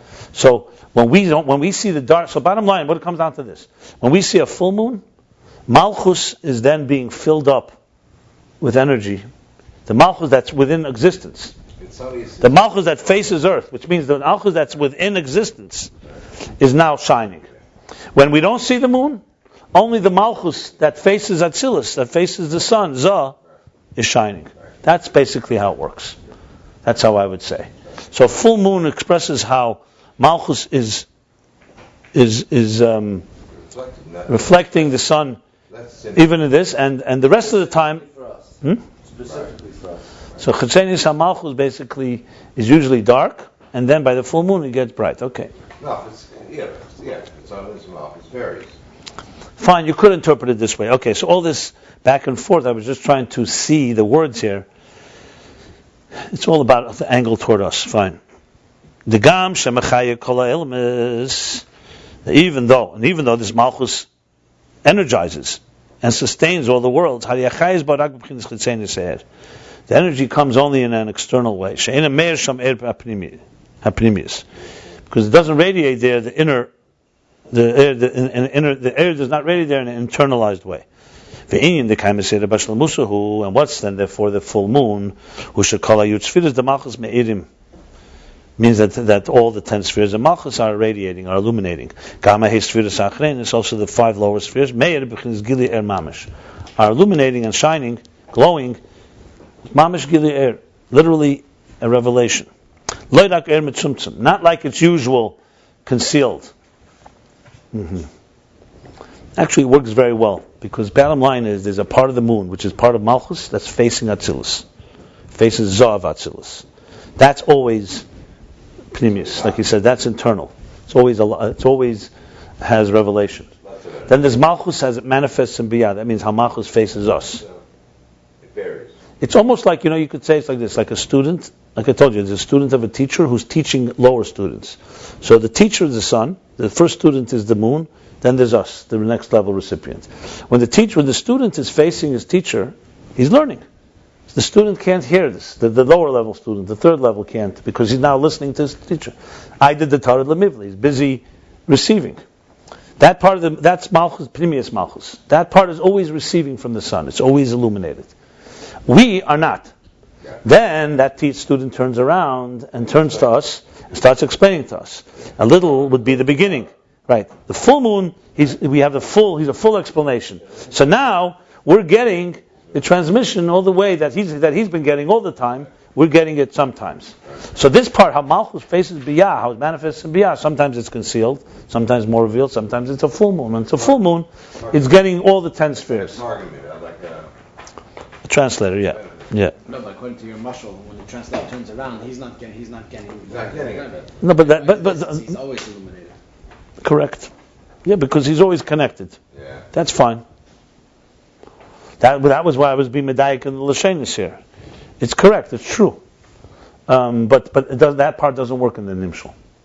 Yeah. The Nimshal you wouldn't say that, because Primus Malchus is always getting. Yeah. I don't know, maybe somewhere else it may say that when the Chutzein Malchus is getting radiated, Primus Malchus maybe is, when it's being transmitting to Biyah in a very revealed way. But you could say either way. According to what he says here, V'nikra Mili Halavana means that the whole Levana is lit, both side Elyon and side Tachton, according to what. That's why I said that's a literal interpretation. But if you think about it conceptually, it's the angle at the end of the day. Yeah. No, I know what you're saying. That's what I said before. That it sounds like. Why the Rabbi Rashab The mashal that he's trying to make, that there's one part that's always radiated. Rashab used these words. It has to be something we don't see. So what's your point? But that doesn't stem in science. That's not physically. I don't think that Rabbi Rashab was that unsophisticated in science. This is actually from the Siddur of the Mittler Rebbe. You're wrong about this, because if that's the case, that's what all the scientists say. The whole Torah is unsophisticated from their point of view, because it's not consistent. We believe the Earth is 5,773 years old. We believe that the Earth goes around, the sun goes around the Earth. These are ideas that any scientist will tell you today were debunked. This is Copernicus, Galileo. That's what you say, because you're a religious Jew. But scientists will say to you that this is primitive thinking of the Middle Ages, and it was long ago not accepted otherwise. You can come and say that they have no proof, but that is common science. You can't say that's not what common science. It's not correct. Open up go online. Okay, fine. So but don't tell me that. So then you're saying the scientists are primitive and the Rebbe Rashab is sophisticated. Yeah, but they don't try to fit this. But if you ask scientists today, that's what they're going to say. Go to Google and look. Ask them how they understand these things. It contradicts Torah perspective, because the Rebbe many places will say that we believe that the earth does not turn. Eretz la'elam emedes, that the earth does not turn. I'm so at ease with this. I have no problem. I'm not here to advocate. I'm just saying, but don't deceive yourself into thinking that scientists think like you do. Can I say that? Eretz la'elam emedes, it says that? Is that possible? Yeah, in Kehelis. And the Rebbe brings that as a One of the rayas, yeah. wow, I wasn't aware of that. Well, what does that mean? It doesn't. You didn't say that. You didn't say that. Well, some people means, maybe on its own orbit it may spin. Of course not. But That's the center. That's what we define as not moving. he's convinced of this, no? 100%. Of course, the science. But I did, I'm not just on one leg with this. I spent many, many years looking into this. So all the scientists are wrong and you're the only one that's right? No, you can take it, probably anybody with a deep theory of science could look at it in my way. That's all. How come nobody says it that way, however? As far as relativity. I mean, let's put it this way. I have no problem if you say that you want to go with it. I have no problem if you say, one second. I have no problem. If you did not have a Torah or a Rebbe, would you also say what you're saying? Or this is based on... No, I would rather looking at it from this perspective. I'm just saying, you can look at it with perfectly good I know the Rebbe's letters, but... and look at it in the way the Torah is explaining it. That's all. More than like the Torah way. The Rebbe defends the Torah way, obviously. But you're saying, would you say this if you wouldn't have a Torah and God? Wouldn't bother. Right, exactly. But if I heard from... So maybe you're biased. Maybe you're biased. If I heard from a guy like Einstein, relativity, that anything could be the center, and everything else could be described as moving around that. That's all. That's nothing to do with this. So you're going to apply that to this. You can apply lots of definitions. Yeah. I have no problem if it's based on Kabbalah sale and accepting the Rebbe. Base it on relativity. You really think you're speaking relativity now? Sure. Really? Yes, 100%. Not being Would you be subject yourself to sit down with a real scientist No, and I couldn't I don't know. okay, so that was a problem. Scientists So really speaking know. at this table, it sounds very nice, but That's true, what I'm saying. okay. The problem is you're going to have very difficulty explaining and convincing, or more importantly, even people will laugh at you even with your understanding of theory of relativity. I have tried this. Trust me. I don't think you're speaking of relativity. I'm preaching to the choir, as they say. Did they have solid proof, sir? Not even that, huh? Rabbi Jacobson, did they have solid proofs or were just built on prejudice? I'm not a scientist. I can't tell you, but the bottom line is everybody trusts science until it comes to something you don't want to trust. That. 100%. Look, I don't need to be so passionate as you guys because I have no problem saying I don't get it. You feel you got it, fine. My studies of the theory of relativity did not yield. I could not understand it. It's the theory of relativity because you don't know what you're talking about. Theory of relativity, you're talking like a child between you and me. You make it sound theory of relativity is that two things are turning. That's not. Where does Einstein say such a thing? You show me Einstein. And Einstein never talked about that. That's a very primitive interpretation of theory of relativity. That's like saying if you're in a train in a car, you don't know which one's going. That's not the theory of relativity. That's Einstein's theory of relativity. You need Einstein to know that. Of course, you need Einstein to know that. You don't need Einstein. Two horses once were moving, and you don't know which one. We need Einstein to tell you. That's Einstein's theory of relativity. But you know something? It's not his theory of relativity. It's not a special theory of relativity, which I do happen to know. And you don't even hear words like this. It doesn't even talk about that. Now, you want to apply and say that yes, technically, obviously, you can say many things. But today, scientists have one thing going for them that you and I don't. They have made calculations and got man on the moon.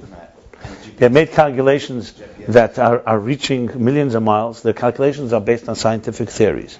So you could say those theories are wrong and you have another way, but you can't suddenly come.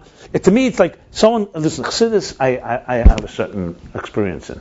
So someone comes, doesn't know Chassidus, I'll stand my ground.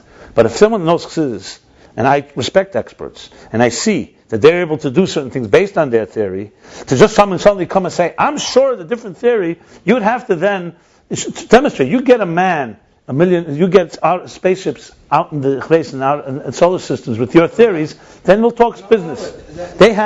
There's a proof. I'm not saying their knowledge. It does make a difference. You know, kind of calculations. It's not correct. It's not correct. I heard this from many times. It's not correct. It's all based on the Copernicus and Galileo was not just theoretical. There's major different scientific conclusions. At the end of the day, it's the exact same thing. It's not correct. It's not correct. It's not correct. I heard a couple shurim about it. Shurim. No, I mean people who are The difference is not words. It's not semantics. The difference comes down in mathematical calculations that result in different results. Okay, that's what you're saying, and I tell you otherwise. Ask anyone that worked that knows something about outer space travel and stuff like that. It's absolutely different. It's not just theoretical. So it doesn't make a difference if the moon... I'm not talking about Kiddush HaChedesh. I'm talking about getting a spaceship to work with. I'm not talking about Kiddush HaChedesh. I'm not talking about Kiddush HaChedesh. I told you, if I see somebody making no, you're talking. Your faith is very admirable, but your science is not. Let's put it this way. Okay, so let me tell you like this. Let me say this. If I saw a doctor actually do a heart transplant and save a person's life, and he has a theory that's opposite Torah's theory in doing that, and then you tell me his theories are false, and I tell you do a heart transplant, and you do one, but you kill the person. Who do you think's theories I'm going to follow? But let me tell you something. This perspective... This you don't like to hear this, what I just said. Because it's wrong. This perspective that I'm... So all that science is doing... I never said that. They're all doing great things. They're doing great things. But it's based on calculations and their theories. Calculation. Okay, that's what you're saying. They say no. No, I thought Okay, with all due respect, you're telling me what they say? What? Yes, why do we... They utterly reject this for many reasons. It just... Because they have their proofs. You don't have to accept the proofs. You have your theory of relativity, you think. Wrong with that. Okay, it's childish. What can I tell you? It's very childish. You have their proofs that are based on... Now, not all are non-believers. They have their proofs. They don't have a Torah and a Rebbe to... That's why I asked you if you would say otherwise. You're taking faith and putting it into science, and to me that's very there's plenty, because you know nothing about these calculations. You throw me a theory of relativity. There is today some sophisticated understandings of astronomy that are based on these theories. You don't like the theories, fine. But their theories are resulting in evidence of certain things. You can come and say, I will show you all those conclusions based on my theories, but you have to do that before you talk. 100%. And you have not done that, so don't talk. No, I'm just saying it just... That would be to me like somebody who's a master of a certain thing and is proving. You could say I have a different, but then you'd have to spend time and prove it in a different way. That's it. And you haven't done that. You're sitting at a table here with people, including myself, that don't know anything about science. And I just like to be intellectually honest now, but saying it for the record. But you're saying, to me, that's one of the biggest turnoffs. You're not speaking science, you're speaking as a believer. And you're convincing yourself that it's science. There's no steer there. You decided that. So why all these scientists don't accept this theory? Why, if it's so no steer, why is it so? Well, you so simple for them, it's not. Why don't they just say that? What I'm saying is not changing the calculation. No, but why do they? Why do they insist? Why do they insist then? It's more convenient for them. Why is it more convenient? It's more convenient to say that the Earth goes around. Why is it more convenient? Tell me why. It's neater, it's nicer. But why is it more convenient?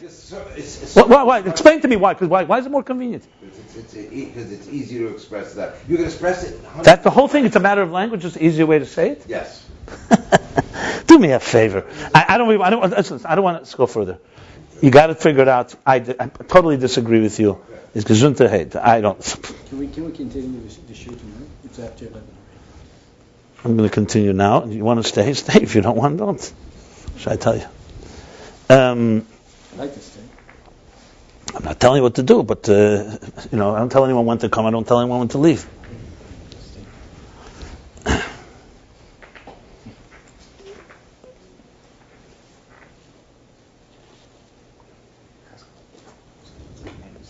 In the conversation, okay. So he says like this: in the conversation, Mushu Shakola use for the Malchus Meirim, Gamma Heis for Sachrenes, Mevchus Gileir Mamish, Leiraker Mitzumtzum. So that's what a full moon means. That the whole moon is full, and it's true. And I don't think that I still think you could explain this with the angle. It's not. I just spoke about it for half an hour. And I said to you the language, but it doesn't. But there's an element here that's not, that you could still interpret the other way, because he's saying it's relation to biyah. He's saying relation to biyah, and you have a very big problem. The moon is a sphere. How could a sphere be sometimes full and sometimes all full and sometimes half? Explain to me. I don't think he's saying that. It's hard for me to believe that's what he would be saying, because it doesn't make any sense. Because because we're literally saying that sometimes it's half of it is always. And sometimes all of it. How is that possible? And you have to say the sun is like piercing the moon to a point where the whole moon suddenly becomes an illuminating thing. I don't even know that's the Jewish theory in astronomy. We have to check. I don't think anyone says that. Huh? Yeah, it's very hard to imagine such a thing. Yeah, that's why I don't think he means that. He means it in the context that it's full in context of it's how it's manifesting in Biyah. Full ball, it'd be bright on all sides. I think that's Yasal Lush. Unless it's a sun. If it's a reflection. A sun could be. A sun could be. Yasal Lush. Yeah, no, that would be, if you could ask, someone could ask him. Do me a favor, ask him how he learned this. The guy who gave a share here also. Can you check on that? Can you do that homework? Really? Because I really want to know, how did they learn this piece? It's really from the Siddur, from the Mittler Rebbe. But it's the same idea. How would they learn this piece? I just want to know, because if there is an astronomical view of the Torah in this, I want to just know what it is. Then we could fit. I'm not sure. I'm not sure. Then we'll see. If it fits, it fits. If it doesn't, it doesn't. There may be another theory. I can't see it, because if this is a ball and this is a ball, and according to Kil Chizuk Kodesh, for sure they're balls, they're not flat. So how could there's no mathematically impossible. It's like, unless the sun and moon come to earth, even if they were right here, if this is facing here, this is facing here, then how is this, it doesn't seem possible. Can you check? Let me know. Let me just finish here. And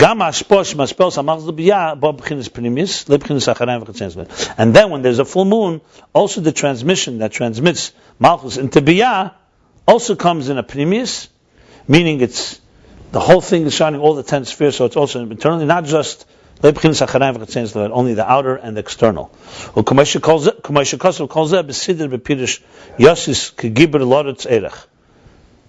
Like he says, like all this is explained in the Siddur, the Mittler Rebbe, Yashis Kegiber, which means Yashis, Yashis Kegiber. What's Yashis mean? Yashis means I think he sprouts. Yashis Kegiber, like a strong person. Loretz Eirach means that he runs the full length. No. Yeah, this is the apostle that was saying that. In davening, yeah. Yashis Kegiber means that He's excited, very happy. Yashis from the word sus. The sus from the word sus, like simcha. Yeah. So like a powerful person. Loretz Eirach. He runs a marathon with passion, and when he wins the marathon, he's very happy. So he's saying that this all is explained there. This whole thing. And this is the Bimei Shlema. This is why in the days of Shlema Kaim Asira B'Shlemusa the moon was full. The Fisha Haya Der Tezvav LaAvram. Because Shlema was the 15th generation from Avram. Haya Ozman Mileh Lavonos. So like the 15th generation, he was the time of full moon. Sheimera Er B'Chala Yud Sfiris. The energy radiated in all the 10 spheres, the Malchus. At Shegan Lamate Haya Gilei Nisav Mamish. And that in turn to the point that this down below had the divine revelation literally. That radiated reflected the Pneumius. He just didn't use the word Pneumius for it became like the Pneumius, exactly like the Pneumius. The Pneumius, yeah. 2 lines ago.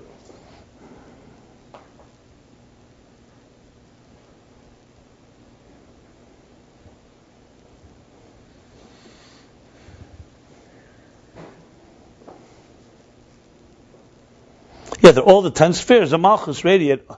Also the five lower ones are elevated, basically. Beis Hamikdash, like in the temple, where there was literally divine revelation, but Beis Hamikdash, and through that there was also revelation down on earth, here in the earth. Also in the world. The commission is Bar Le'el Pedig Kuf Yud Aleph, like we learned before, chapter 111. The close Aveda Hayaz B'Chinas Sidiyah V'Shmiyah, that the general work then, the general Aveda was in the form of seeing and hearing. We discussed at length when Malchus falls. That's in Golos. But Malchus upright is in the time of Beis Hamikdash. That's when they saw and they heard, they perceived godliness, the actual personality of godliness. Because the light, the energy radiated in a revealed way in their souls.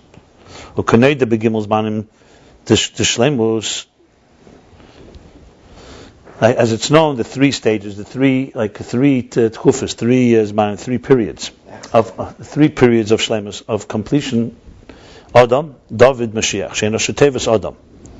There were 3 stages. Adam, David, Mashiach. This Rosh Tevis. Adam is Aleph, is Adam. Daled is David. Mem is Mashiach. It's an acronym for the word Adam. The Adam Adishon created Machato Yigilei Sof Lamata. By Adam Adishon, before the sin, like we learned earlier, the Gilei Sof, the divine revelation below, could Isa b'Medrash Rabbi Shirashirim, like it says in Medrash Rabbi Shirashirim, Al Pasuk Basal Ligani, famous Basal Ligani, Ikar Shchina b'Tachtonim Haya. that the primary Shekhinah was down below, the divine presence was down on earth. Adam was able to see from one end of the world to the other, but Ershon would be emission with its energy light that shined the first day. That was the revelation of the infinite divine light. To be a Marishan Bigematria Keser. B'yem Rishon, first day, B'yem Rishon is the gematria of Keser. So that was already a light from the word of Keser. Like will be lost in the future, the divine revelation will be below. That the glory of God will be revealed, and all flesh will see it. Ayin ba'ayin yiro, eye to eye, we will see b'chinas gili mamish, in a total revelation. The same thing is by the Beis Hamikdash, that they saw literally the divine godliness below. All this is not according to the cosmic order in the flow. Makav Amida is the measuring rod or the measuring stick, the measuring kav line. Yeah, the kav Amida that measures like a ruler that measures the flow. Because this is the klolos ha'er hu er mitzumtzum. Because general energy, the way it manifests in existence, as we learned at length, is er mitzumtzum. It's a concealed light. It's a progressively goes through the gradations that are concealed, and samtzum gets diminished and concealed from level to level. To the point that below there's no radiate, does not illuminate light. In other words, it's subject to all these concealments. And therefore, what this means, that was the revelation in Biyah is only the knowledge that there is existence of godliness, but not its bohus. The Gamba Malachim de Bria, even the angels in Bria that know and comprehend godliness, like it's known and explained elsewhere, B'inyan Elam HaBria, about Elam HaBria, Shu Yesh Adishan, that is the first Yesh, Shenivra Ma'ayin Alaki, that was created from the Ayin Alaki, Yesh Ma'ayin. So it's the first entity that emerged, Shemer Sham Gileah Ayin, and there they radiate the Ayin. The Ayin is sense. They sense godliness. V'imei la Mekana B'Kursaya, and Bina of Atzilus, that's the higher supernal mother, Mekana is wedged in Kursaya, in the Kisei, in the world of the throne, which is Bria. Shemusik Shamaer, where they comprehend energy. So there's comprehension. Nevertheless, it's still only they know that it exists. Not they know its personality. It's like knowing something was here, and I'm being told that it exists, as opposed to seeing it directly. Because if the Gili HaMahus was there, because from the level of the revelation of his personality, there would not be possible. Right. The possible of existence of Noam Ki'im B'chinas HaMetzias. It has to be that Mahus was concealed and the Metzias is revealed. V'kolshkein Lamata. That's even Malachim, even the angels in Bria. And definitely below Sha'ir Elikiu B'chinas Helen V'Hester, that the divine energy is concealed and hidden. Rak Neshama Yisrael Yesh Lem Asog B'Elakus. Only the souls, because they come from a higher place, have a comprehension of divine. Because they are fundamentally, their fundamental personality is divine. But not because of the level they're on. So in other words, the fact of creating an independent reality is predicated on a concealment of something of the divine.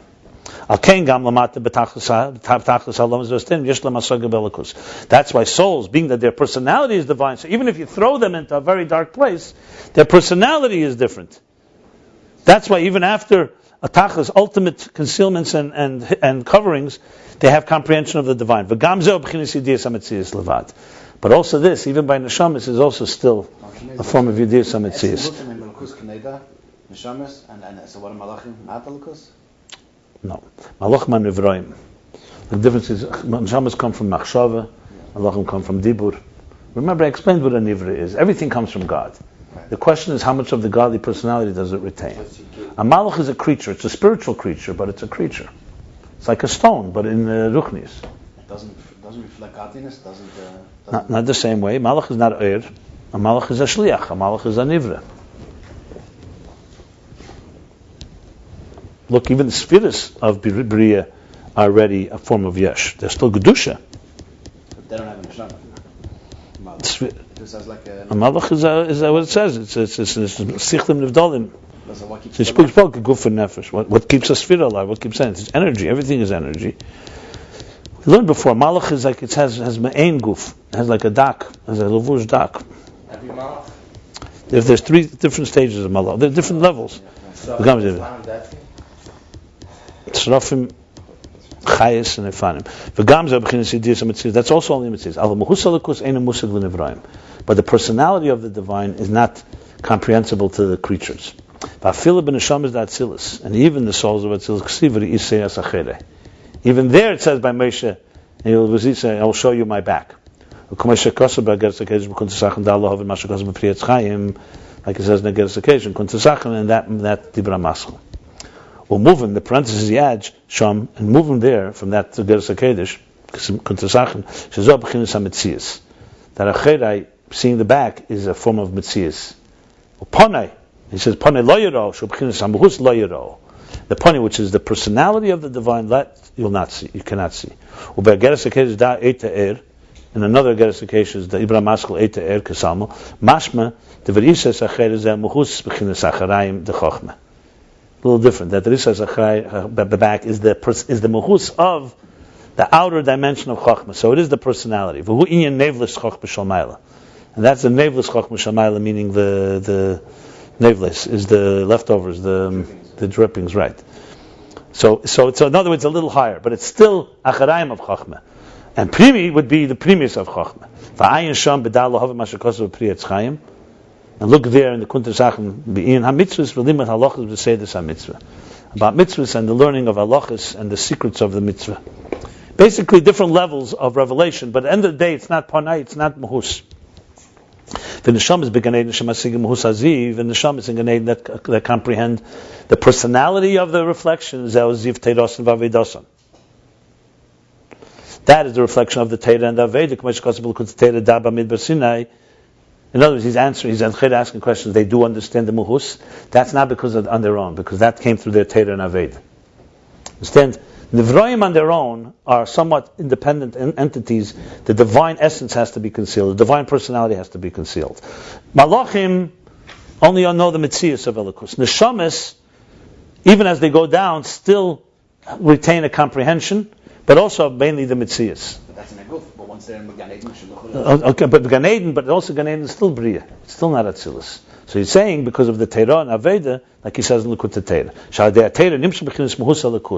Because through Teira, they got something they didn't have on their own. He gave them the personality of Likus. And that gives the power to tzaddikim, that they should be able to contain the energy. Like he says in Tanya, Perek Lamed Vav. So that's what. Look, the goal is not to remain concealed. The goal is obviously to climb the ladder. But what transmits al pi, the order of the cosmic order, meaning not when you throw Teira in or other things. It's only the existence alone of godliness. Beis Hamikdash, and like he said, Adam. By Adam in the beginning of creation, and David by Samigdash, and Mashiach, that they saw actually the personality of godliness below. That's the full moon. Yeah, like it says, Yiro Kol Schurcha, the Alila Regel. It says, Liris Lirais. Yeah, they saw. More than a Shama Gan Eden. Yeah. Well, I don't know about more, but according to this, but Pashtus, yeah. V'chol Amshach is V'Geluim Lamata Hakol Ha'Yedei B'Chinas HaMalchus. And Shama is Gan Eden without Teira. Yeah. And all these transmissions and the revelations below all comes through Malchus. And being that time of Shlema there was a full moon, that there was a revelation also in the lower 5 spheres of Malchus, meaning also in the outer dimension of the moon, also became full. This is also not according to Shtalshel. That's also not the orderly progression. Because in the orderly, only the 5 higher spheres, that's where they have the inner energy. The lower 5 spheres, that's how the moon is usually. It's a limited, it's a concealed, it's a diminished light. Meaning it's only the outer energy, levad, alone. That came in many concealments and hidden, in order that there should be a mitzvah, there should be an existence of an independent entity. It's only from a revelation that's from higher than the cosmic order. It's transmitted, it drew down the energy and the revelation in such a way that also outer malchus is like the inner malchus. That's why also below there was a revelation of the personality of the divine. That's Kaimaser Shamus, and that's what Yaakov achieved, which we're going to learn in a moment. This is in the next chapter. Let's do the Kitzur. V'apar diskosav Matzeva Yichud Tiferes Malchus. The part that says that Matzeva, the pillar that Yaakov erected and just put upright, is the Yichud, the unity of Tiferes Malchus. V'hu inyan the Kaimaser Shamus. That's the idea of the full moon. The spheres nechlokas hey spheres alienis b'chinas primius. The 10 spheres divided into 5 higher, inner. The Spheres Tachtenis, Chitzenius, and 5 lower, outer. Beis Mitzias, B'Tiferes, 2 states of Tiferes, 2 manifestations of Tiferes. V'chein b'Malchus, Pnimiyusa Me'ir, the Tamid B'Mezah. Also in Malchus, in every sphere you have these 2. Also Malchus, you have the inner dimension that radiates always from Zah, which means it's facing the sun, it's always receiving that. V'Chitzenius HaMishlabeses B'Biyah, B'chinas Helam. And the outer dimension of Malchus, which manifests in Biyah, that's concealed. The Kaimaser B'Shalmusa Shagam B'Chetzeni Ziyera Er.